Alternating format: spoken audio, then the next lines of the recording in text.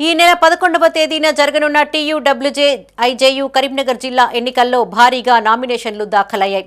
వివిధ పదవులకు పోటీ చేసేందుకు 99 మంది అభ్యర్థులు నామినేషన్లు దాఖలు చేయగా నగరంలోని ప్రెస్ భవన్లో నామినేషన్లను స్వీకరించారు.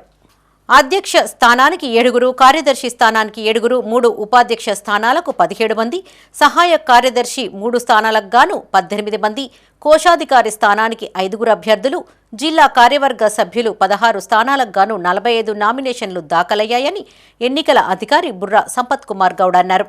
8వ తేదీ సాయంత్రం నామినేషన్ల పర్వం ముగిసిందని తెలిపారు.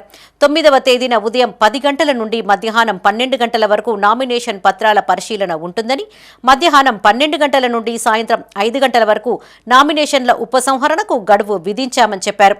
డిసెంబర్ 11వ తేదీన మధ్యాహ్నం 2 గంటల నుండి సాయంత్రం 5 గంటల వరకు శ్రీ తాపాల లక్ష్మీనరసింహస్వామి దేవాలయం ఫంక్షన్ హాల్ ఎల్ఎండి కాలనీలో పోలింగ్ జరగనుందని చెప్పారు. ఐజేయూ జాతీయ కార్యవర్గ సభ్యులు, జిల్లా ad hoc committee convener Nagunuri Shekhar నామినేషన్ల ప్రక్రియను పర్యవేక్షించారు. ఈ ఎన్నికలకు సహాయ అధికారులుగా ఎలగందుల రవీందర్, దూలూరి జగన్మోహన్ వ్యవహరించారు.